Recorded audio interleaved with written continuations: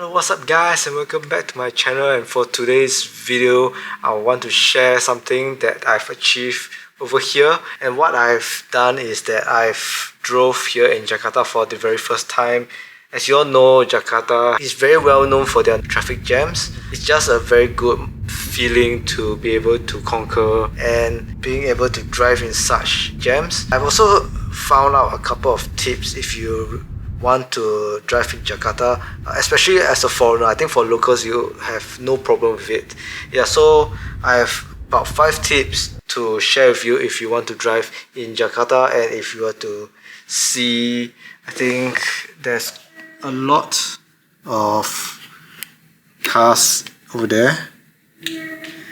Yeah, so it's the one entire row of cars and it's only about 3 p.m. in the afternoon. And yeah, it's not even the peak hour where everyone is going back home after work.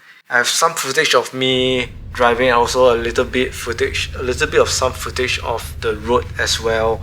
It doesn't look too bad in the footage, but if you are the driver and you see left and right and back, there's all the cars and motorbikes all around, and sometimes you might be freaked out.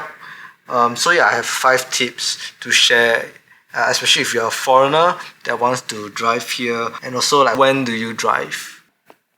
Alright, so firstly, when do you drive? For let's say if you are scared or if you are a beginner, not very used to the roads of Jakarta, I think for weekends is a good time to drive, especially a Saturday or Sunday before like 6 p.m. at night on Sunday, because I think most of the people, they only come to the city to work, so the traffic or the roads in Jakarta on the weekend itself is pretty much a lot emptier. Not say that there's no jam, but it's a lot more empty. If you want to drive on weekday, you probably have to wait until like 11 p.m. or even like past midnight, then the traffic will die down. Pretty good time to drive on weekdays. So that's a very good place to start. I started driving on the weekend on Saturday and it wasn't too bad. Moving on to my tips, I have 5 tips. Yeah, I would just skip over all those basic driving theory. If you got all those nailed, I don't have to mention it, like checking your mirrors. Everywhere you have to check your mirrors, right? Yeah, so all these tips will cover the things that is maybe a little bit more specific to driving over here. Yeah, and the first tip is to not make any sudden movements. And what I mean by this is not just like swerving. I mean, that's common sense. You shouldn't even like swerve your car, but you shouldn't also accelerate or decelerate very quickly, especially if there is cars around and motorbikes around, because you might just disrupt the flow of the traffic. And it's not very wise to go too fast or also go very slowly as well to hog the road. The motorbikes here really love to weave in and out of traffic, so moving your car at a constant pace is better than suddenly accelerating. You might hit a motorbike. Yeah.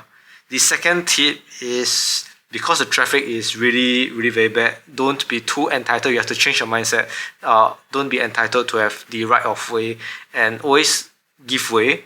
I mean, not always, but yeah, most of the times you have to give way, because if you don't, obviously if you're in a situation where you're turning from a minor road to a major road, because the traffic is so bad, if everyone have this mindset that, oh, I have the right of way to drive straight on the main road before anyone can turn out from like the side roads, those people from the side roads will be there forever. And of course, the third tip is that when turning or filtering in heavy traffic, slowly inch between those space of the cars and like inch your way into the spacing between each cars.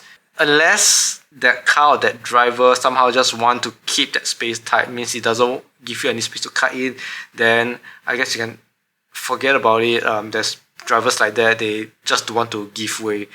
Just find another opportunity where there's space and just slowly inch your way in, and the car behind would eventually slow or even stop to let you cut into that traffic.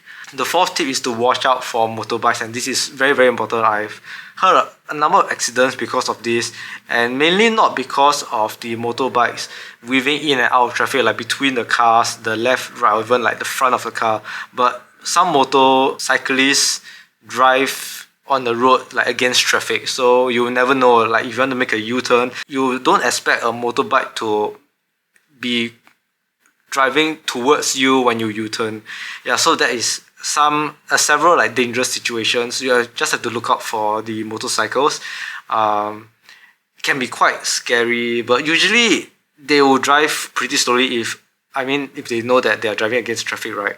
Yeah, so that's the fourth tip. And of course, the last tip is to do friendly honks. Yeah, just make friendly horns to whatever, like motorcyclists or whatever that might not be aware, so that you would exude your presence on the road and don't cause any accidents.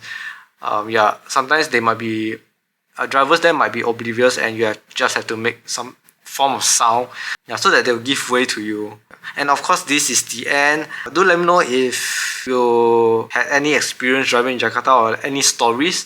I'll be very interested to hear it. And I'll see you guys again really, really soon.